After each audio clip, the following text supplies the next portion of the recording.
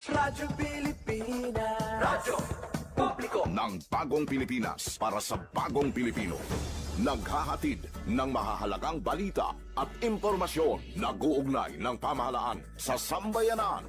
Tulay sa himpapawid ng serbisyo publiko. Radyo Pilipinas. Radyo Publiko, ang boses ng Pangulo. Sa Iloilo, Radyo Pilipinas, 585 AM. Philippine Standard Time, 4:11 sa hapon. Gikan sa hulot balitaan sa PBS, Radyo Pilipinas, Iloilo. Gintipon sang bugos nga puwersa sa News and Public Affairs Division. Mga pagsaysay sa mga hitabo o aksyon, mga pananawan, kag desisyon, mga hibubunon sang apektuhan nga sektor, mga dalagpo nga balita diri sa Iloilo. Kag iban nga bahin sang Kabisayan nagkatungdan. Mga balita nga natipon sa sulod sang nagligad nga 24 oras. Inyo mabatian sa Headliners Was. Kagkaroon, yari ang inyo PBS News Team.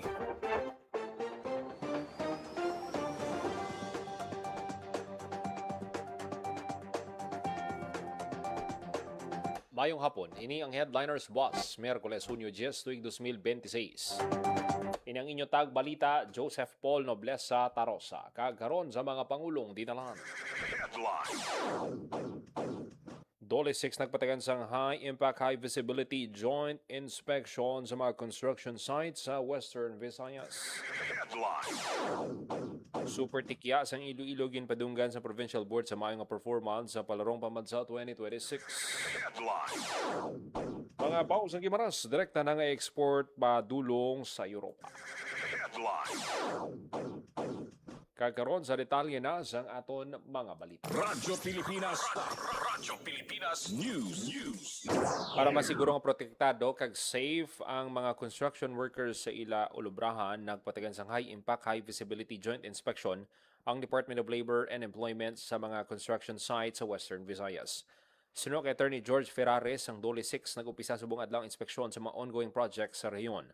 Kaupod sa Dole 6 sa inspeksyon ang Department of Public Works and Highways, Social Security System, Pag-ibig, PhilHealth kag mga natungdan nga local government unit. Ang inspeksyon pagsunod sa direktiba ni Dole Secretary Francis Tolentino kasunod sa natabo nga pagkolaps ng isa ka building sa probinsya sa Pampanga.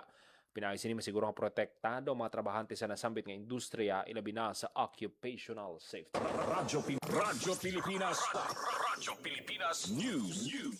Super tikyas ang Iloilo ginpadunggan sa Provincial Board sa mayong performance sa Palarong Pambansa 2026. Detalye sang balita, Hope. Radyo Pilipinas. Radyo Pilipinas. Report. Isa ka espesyal nga pagkilala ang ginhatag sa sangguniang panlalawigan sang Iloilo sa student athlete nga si Trixia Ann Arellano sang Concepcion. Sa tapos ang iya madinalagon nga pagpasakop sa Palarong Pambansa 2026, ginpangunahan ni Vice Governor Lian Dibuque ang paghatag sang pagkilala kay Trixia ukon mas kilala bilang super tikya bangod sang dalayawan nga performance sa Palarong Pambansa sa diin nakwa niya ang 4 ka bulawan nga medalya sa 100-meter dash, 200-meter dash, 4x100-meter dash relay, kag 4x400-meter relay, kag ginkilala bilang most bemedaled athlete sa Elementary Girls Division. Suno kay Dibuque ang kadalagaan ni Arellano kadalagaan sang probinsya sang Iloilo. Nagpasalamat man ang Vice-Gobernador kay Super Tikya. Para sa Bagong Pilipinas, Hope Trichante, Radyo Pilipinas, Radyo Pilipinas. Radyo Pilipinas News. Mga paus ang Gimaras, direkta na nga export padulong sa Europa. Detalye sang balita. Radyo Pilipinas. Radyo Pilipinas. Report.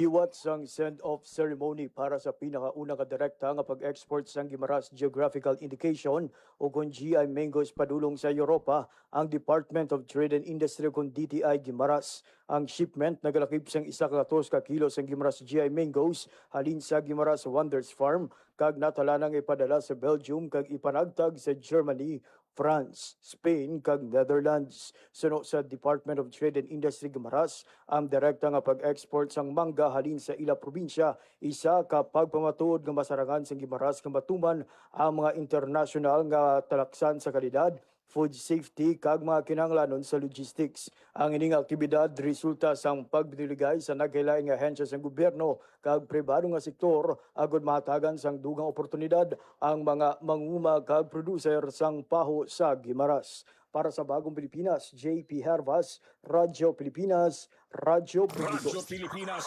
Radyo Pilipinas News.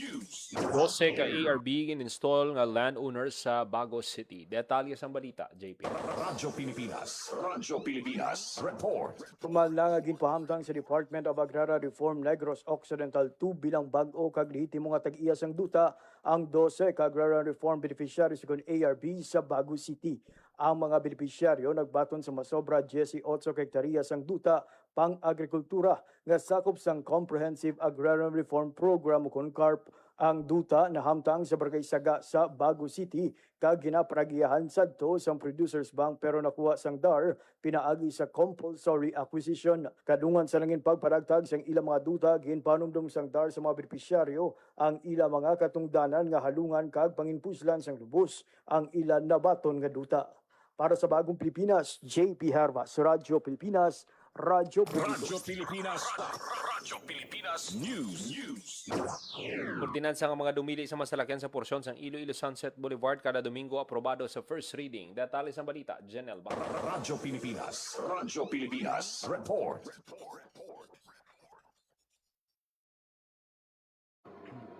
Aprobado na sa first reading sang Sangguniang Panlungsod ang inaduso nga car-free Sunday ordinance sa Iloilo Sunset Boulevard.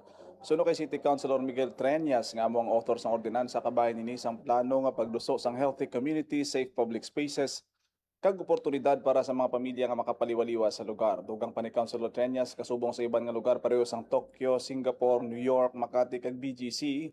Ginapamatian man silang suwestyon sang pinakasektor rason sang pagduso sang ordinansa. Santo sa proposal, pagkadumilian ng mga salakyan sa porsyon ng Sunset Boulevard sa kada adlaw sang Domingo para mas ma-enjoy sa mga Ilonggo ang mga aktibidad labi na ang healthy lifestyle activities sa mga fitness enthusiast, mga pamatanon kag mga senior citizens kag bisan pa kabataan nga nagalagaw sa lugar. Para sa Bagong Pilipinas, General Baclay, Radyo Pilipinas, Radyo Publiko. Radyo Pilipinas. Radyo Pilipinas News. Sa ibang panaton nga balita, may sobra 5,000 job vacancies ang katanyag sa Department of Labor and Employment Western Visayas sa Dole Trabaho Agad Job Fair kadungan sa Independence Day celebration sa Hunyo 12, 2026. Sunod kay Dole 6 Director Sixto Rodriguez, katuyuan sa job fair nga matagan sang immediate access ang mga nagapangita sang trabaho sa 5,107 job vacancies.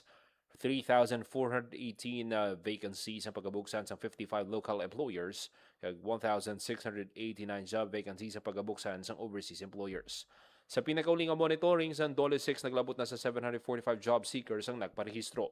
Ini nagapakita lang sunod sa opisyal sa mabasko nga interes sa mga pumuloy sa pagpangita sa trabaho. Inimbitahan sa Dole ang mga job seekers nga mag-apply sa trabaho sa Dole Trabaho Agad Job Fair sa Robinson's Place, Iloilo. Radyo Pilipinas. Radyo Pilipinas News. Preska nga utang prutas tanom pagka native delicacies ka mga local products alin sa kaumuhan mahimo mabakal sa guwas ang Iloilo City Hall. Kasunod sang liwat na naman nga pagbukas sa merkado lokal sa pagpanguna sang Office of the City Agriculturist, liwat nga ginbuksan ang aktibidad sa di nakabenepisyo sa vendors kag mga empleyado. Bukas ang merkado sugod subong adlaw Hunyo 10 hasta Hunyo 11 alas 7 sa aga hasta alas 5 sa hapon sa Care and Co building sa City Hall. Sa pagbakat sa produkto tinutosang programa masuportahan man ang local Ilonggo farmers. Radyo Pilipinas. Radyo Pilipinas News.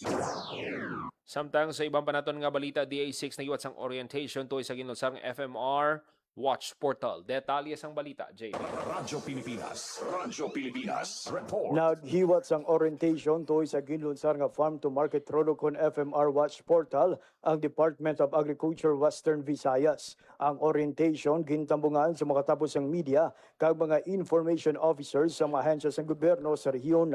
Sa iyan ang presentasyon, ginpatpat ni Engineer Arnel Tenorio ang mga bintaha nga dala sa paggamit sa portal agud masiguro ang transparency kag accountability kag mapunggan ang korupsyon sa sining nga multi-billion nga programa sa gobyerno para sa mga komunidad sang manguma sa bugos nga pungsod. Paagi sa pagbisita sa portal, mahibaluan sang sinuman nga Pilipino ang eksakto nga lokasyon sang proyekto pati na ang mga nagapanguna nga detalye kaangay sang budget, ngalan sang kontraktor, project timeline kag estado sang proyekto. Magluwas diri ang portal magaserbe man nga palagyan sang publiko sa pagdala sang reklamo tuhoy sa posible delay kag iban pa nga issue pinaagi sa pag-upload sang photo o video. Nebuluan ngang FMR Watch portal ginlunsar sang DA sadtong Enero. Para sa Bagong Pilipinas, JP Hervas, Radyo Pilipinas, Radyo Publiko. Radyo Pilipinas. Radyo Pilipinas News. National Authority for Child Care gipangop sa publiko ang programa sang ehensya god mapapos ang pagproseso sang legal adoption kag Simulated Birth Rectification Act. Detalye sang balita, Janelle Bacra. Radyo Pilipinas. Radyo Pilipinas. Report. Ginainganyo gid si National Authority for Child Care, Regional Alternative Child Care Office o kon RACO 6 sa mga ginikanan nga nagadoptar sang bata nga mag-avail sang ila serbisyo agud mangin legal ang ila adoption sa programa kapihan sa Bagong Pilipinas. Sang PIA ginpakigbahin ni RACO Regional Head Janice Brasileño nga mahimo na nga matadlo nga simulation of birth paagi sa Republic Act number 11222 o kon Simulated Birth Rectification Act. Paagi sa mga kasuguan, mahimo mapadasig ang pagproseso kag pagtadong sa Simulated Birth Certificate sa bulik sang NACC tubtob sa Marso 29 sa tuig 2029. Ang RA 1122 naghatag man sang amnestiya sa mga naglapas sa kasuguan sa pag-adoptar sang bata kag matadong ang ila record kag mangin legal ang ila adoption para malikawan ang mabugat nga penalidad. Dugang man sang RACO nga direkta na nga maproseso sa ila opisina kung kumpleto ang requirements kag hindi na kinahanglan pa nga mag-agi sa korte. Subong nga semana ginaselebrar ang Adoption and Alternative Child Care Week nga may tema Love Makes a Family sa din kabahin sang kampanya ang paghaylo sa mga ginikanan sa mga impormasyon kag serbisyo sa gobyerno na hanungod sa legal adoption. Para sa Bagong Pilipinas, Gina Baclay, Radyo Pilipinas, Radyo Pilipinas. Radyo Pilipinas News. DOTNIR nagiwat sa unang training sa Negros Occidental. Detalye sa balita, Radyo Pilipinas. Radyo Pilipinas. Report. Sa unang ation, umpisa sang gintukod ang Negros Island Region ng Department of Tourism NIR naghiwat sang training sa Negros Occidental. Gintipon sang regional office ang mga culinary talent sa Candoni para sa community-based tourism culinaria workshop na nakasentro sa mga homegrown ingredients kaangay sang Bisaya nga manok kag pato nga ginluto binakol kag patutin. Nagapati ang DOT NIR nga kung mahana sa mga pumuluyo sang profesional nga culinary skills ang mga pumuluyo sa Candoni hindi lang magaserbe sang manamit nga pagkaon mapalawig man ang kultura mahatagan palang abuy-an ang mga lokal kag maduso ang Banwa bilang must-visit nga destinasyon. Ginpangabay sang regional office ang publiko nga suportahan ang lokal nga turismo. Para sa Bagong Pilipinas, Hope Trechante, Radyo Pilipinas, Radyo Publiko. Radyo Pilipinas. Radyo Pilipinas News. Paghana sa pagpadamo sang pantat nagdala sang bago nga paglaom sa mga PDL sa Putotan. Detalye sang balita, Hope Torrechan. Radyo Pilipinas. Radyo Pilipinas. Report. Ginpaidalom sa paghana sa induced breeding o kon artificial nga pagpadamo sang pantat ang 43 ka persons deprived of liberty sa BJMP Iloilo District Jail Male Dormitory sa Nangaputotan bilang kabahin sang programa nga nagatuyo ihanda sila sa pag-angkon sang palangabuyan sa pagbalik sa komunidad. Ginpangunahan sang Iloilo Provincial Agriculture Office pinaagi sa Integrated Freshwater Aquaculture Park and Technology Center ang hands-on demonstration sa PDL Restart ukon Rehabilitation, Empowerment, Social Transformation and Reintegration Track. Sa paghanas natun-an sa mga partisipante ang siyentipiko kag teknikal nga proseso sa pagpadamo sang pantat. Lakip na ang spawning kag induced breeding nga magaserbe giya sa ila palangabuyan sa palaabuton. Gintun-an man ang pagpahamtang sang fish hatchery sa sulod sang pasilidad nga ginalantaw makahatag sang dugang nga oportunidad sa mga PDL sa patag sang aquaculture. Para sa Bagong Pilipinas, Hope Trechante, Radyo Pilipinas, Radyo Publiko. Radyo Pilipinas. Radyo Pilipinas News.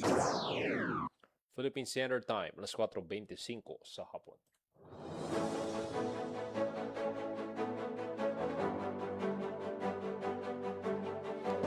kami ito manatipon nga balita sa PBS Radio Pilipinas Iloilo News Team. Miyerkules, Hunyo 10, 2026. Para sa Bagong Pilipinas, Joseph Paul Nobleza Tarosa, Radio Pilipinas, Radyo Publiko. Ang inyong tulay sa himpapawid ng serbisyo publiko, ang Presidential Broadcast Service, Radyo Pilipinas, Radyo Publiko.